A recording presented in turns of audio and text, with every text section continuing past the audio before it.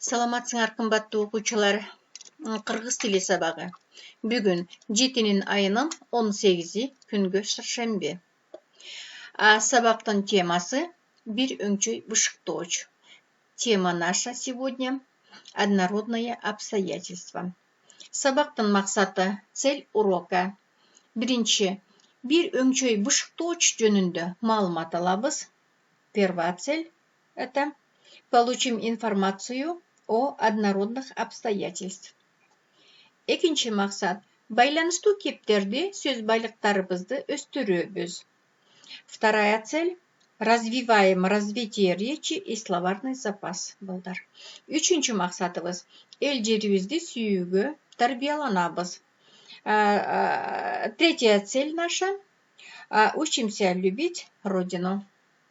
Биз сабактын максатын билдик. Эмесе, өтүлгөн темалар боюнча кайталоо жүргүзөлү. Повторение по прошлой теме деп коелу. Эсибизге салалы, кана чогуу эстегиле балдар. Грамматика боюнча бышыктооч жөнүндө эле кеп кылабыз. Башкаларды кайталабайбыз менимче. Кана андан кийин текст боюнча бир аз кайталоо жүргүзөлү. Эмесе, бышыктооч деген эмне, балдар? Что такое обстоятельства дейт? Бышыктоочтор кандай суроолорго жооп берет? Обстоятельства отвечает на какие вопросы? Эстедиңерби? Бизге бүгүн ошол жетет. Эмесе, текст боюнча кайталайлы.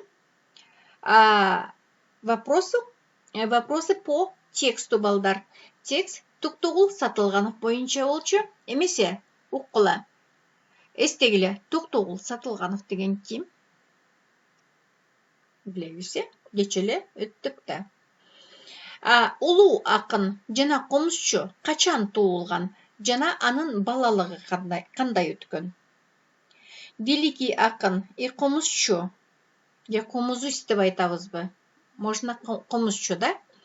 Демек, великий акын и комузчу Токтогул Сатылганов когда родился и как прошло его детство? Бишкек шаарында Токтогул Сатылганов атында эмне бар, балдар? В городе Бишкек что есть по имени Токтогула Сатылганова? Билебизсе, филармониябы? Эмесе, акыркыны карайлы. Анын элесин түбөлүккө калтыруу үчүн Кыргыз өкмөтү канча сомдук банкнотко анын сүрөтүн койгон?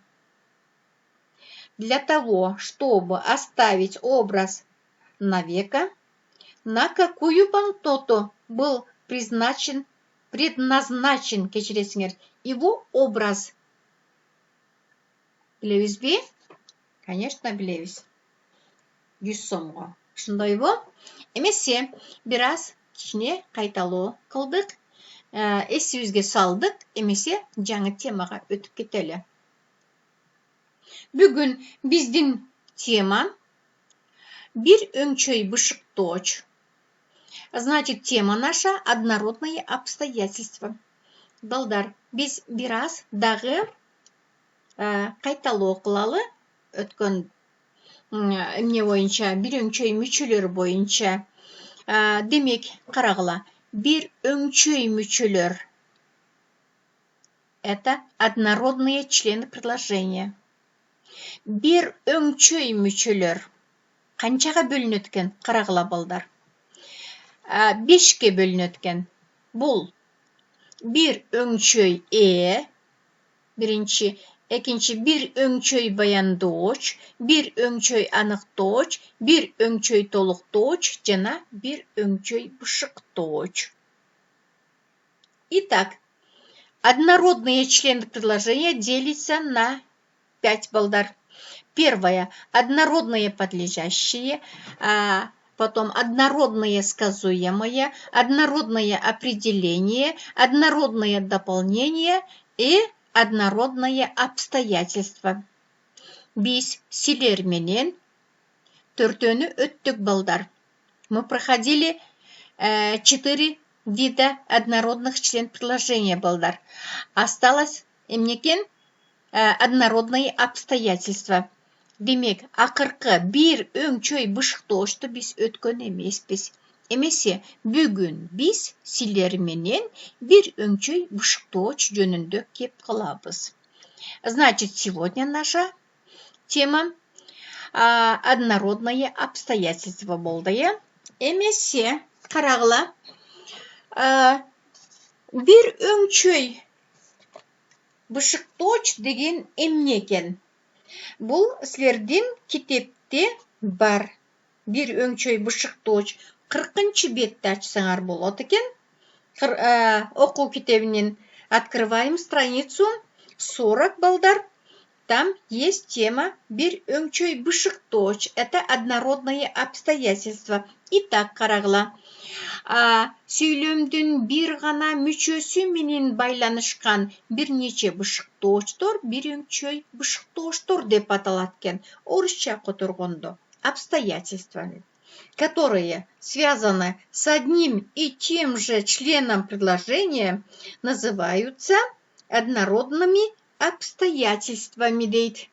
И мисал келтирип көрөлү кана. Карагыла, мисалы. Башын көтөрүп жылмайып туруп барын айта баштады дейт.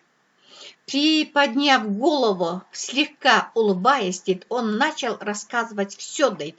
Эмесе, карагыла, талдайбыз.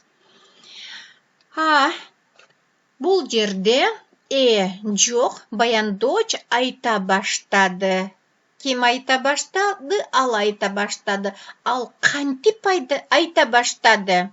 Башын көтөрүп, дагы кантип айта баштады? Жылмайып туруп айта баштады. Демек, башын көтөрүп, жылмайып туруп деген эки бышықтооч, бір өңчөй бышықтоочтор, анткени мында экөөсү тең. Бирдей суроого жооп берет. Кантип деген суроого жооп берет. Эмне менен байланышат экен? Айта баштады деген баяндооч менен байланышат. Итак, подняв голову, слегка улыбаясь, дейт, он начал рассказывать все, дейт. И кто это здесь? Главный член предложения здесь или подлежащий это он. А он начал рассказывать. Это сказуемое. И он начал рассказывать, как, балдар? Приподняв голову, слегка улыбаясь. И эти слова, приподняв голову и слегка улыбаясь, они однородные обстоятельства. Түшүнүктүү болдубу? Понятно вам? Эмесе, улантабыз сабакты. Көнүгүү жана машыгууга кеттик. Упражнение работаем. Упражнениени иштейбиз, балдар, карагыла. Итак, 54-чү көнүгүү бул 41-чи бетте. 41-я страница и 54-я упражнение. Карагыла. Бул жерден биз толук көнүгүүнү иштебейбиз. Көнүгүүдө карагыла канча сүйлөмдү иштейт экенбиз? 3 гана сүйлөмдү. Всего мы работаем 3 или 3 предложения. Остальные вы будете дома. Это будет для вас домашнее задание. Итак, карагыла. Сүйүнгөнүмдөн, кубанганымдан унчукпай эле дөйшөндү карап тура бердим дейт. И кантип которсок болот экен? Я от радости молча смотрела на дөйшөнө деп койсок болобу? И внимание, карагыла. Сүйүнгөнүмдөн, кубанганымдан карап тура бердим. Эмнеликтен деген суроого жооп берет. Эмнеликтен карап тура бердим. Байланышат карап тура бердим деген сөз менен. Эмнеликтен сүйүнгөнүмдөн, эмнеликтен или эмне үчүн деп айтсак да болот экен. Кубанганымдан карап тура бердим. Демек, сүйлөмдө 2 бышыктооч бар экен. Бир өңчөй бышыктооч деп аталат экен. Кийинкиси сүйлөмгө өтөлү. Атчандар ысакты жандай бастырышып, күлүп, кубанып келатышат дейт. Бул жерде Егер орысша отырсақ, конники радостно, весело шли рядом с Исаком десек болса керек, шындайбы балдар. Емесе, қарағыла, қырғызша түшіндіремін. Кимдер жөнінде айтылды. Атчандар да конники. Атчандар келатшат. Қантип келатшат. Қубанып келатшат. Қантип келе жатшат. Күліп келе жатшат. Қантип келе жатшат. Жандай бастырышып келе жатшат. Демек, мында 3 бышықты бар екен. 3 тең бірдей сұрауға жооп берет. Ал сұрау қантип деп аталат екен. Демек, түшіндік, Кейінкені қарағыла, жазусы бар таштарды музейден да, таладан да, тоолордон да көрдім дейді. Орысша отырсақ, камне с надписью я видела в музее, на поле и в горах десек болады екен. Емесе, қарағыла. Бұл жерде жоқ. Подлежащее нету, балдар. Баян дочь бар. Это көрдім. Видел дейді. Көрдім. Это кто говорит? Мен. Мен сөйлемді жоқ. И көрдім. Теперь, қайдан көрдім? Откуда видел дейді. Музейден көрдім. Қайдан көрдім? Таладан көрдім. Қайдан көрдім? Тоолордон көрдім. Демек, қайдан деген сұрауға қанша сөз жооп берді? 3 сөз жооп берді. Демек, бұл сөйлем, же болбосо бұл сөздөр бір өңчөй бышыктоочтор болып есептелет. Түшүндүкпү, балдар? Түшүнсөк, көп чекитти көрдүңөр. Бұл көп чекит, это многоточие, обозначает, что мы не закончили предложение. Закончим это дома, балдар. Үйден. Түшүндүкпү? Бұл үйгө тапшырма қалғаны берилет. Эмесе, кейинки көнүгүүгө өтөлү. Кейинки көнүгүү көп чекиттин ордуна тиешелүү сөздөрдү жазгыла дейт. Здесь ставьте вместо многоточек дейт, нужные словаларды дейт да. Қарап көйлі, балдар. Қышында қаяқта суық қату болот дейт. Зимой где будет очень холодно, балдар? Анда қарағыла. Қанша сөз қойып кеміз? Сколько многоточие? 3 бар екен. Тогда қарағыла. Нарында қайда? Таласта қайда? Ақсайда. Значит, қышында қаяқта суық қату болот екен. Нарында, таласта, ақсайда. Эти слова, бұл емнекен? Эти слова однородные обстоятельства. Түшүндүкпү? Жусуп баласағын қандай болгон? Жусуп баласағын которсок каким был? Анда Жусуп баласағын қандай болгон кен? Сөздерді қойғыла көп чекиттин ордуна. Жусуп баласағын акылдуу болгон, Жусуп баласағын билимдүү болгон. Демек, қандай деген суроого 2 сөз жооп берди. Бул дагы эмнекен? Акылдуу билимдүү деген бул бир өңчөй бышыктоочтор болуп эсептелет. Кийинки сүйлөмгө өттүк. Алиман кантип ырдап берди, балдар? Алиман ырдап берди дейт. Эми кантип ырдап берди? Алиман как пел дейт. Как пела, балдар, кечиресиңер. Как она пела? Алиман кана кыргызча да, орусча да, англисче да ырдап берди дейт. Демек, кыргызча да, орусча да, англисче да деген булар бир өңчөй бышыктоочтор. Кийинки сүйлөмгө өттүк. Улуттук китепканага гезиттер, журналдар келип турат экен. Улуттук китепканага каяктан гезиттер, журналдар келип турат дейт.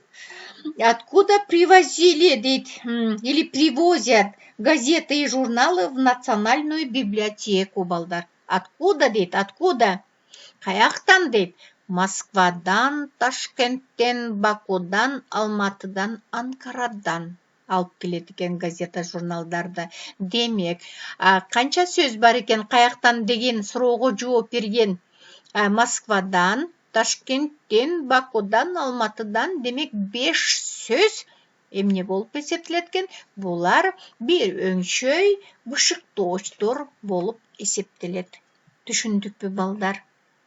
Түшүнсөк, рахмат силерге, заматсыңар түшүнсүңөр. Эмесе үйгө тапшырма алалы. Мен силерге айтканмын, 54-ші күні бүткөн жоқ. Я вам говорила, что мы не закончили 54-ю упражнение, дейді. И теперь, мне қылаткенсіңер, 54-ші күні аяғына чейін жазып, bir өңчөй бышыктоочтордун астын сызып келгиле. Демек, значит, до конца дописать 54-ю упражнение и подчеркнуть однородные члены предложения. Түшүнүктүү болду силерге. Эмесе балдар, биз бүгүн сабакты бүттүк. Бүгүнкү тема бир өңчөй бышыктооштор жөнүндө кеп болду. Эгер силерге түшүнүктүү болсо, барыңарга ыраазычылык билдирем. Азаматсыңар балдар, эмесе ийгилик барыңарга. Кийинки сабакка чейин көрүшкөнчө.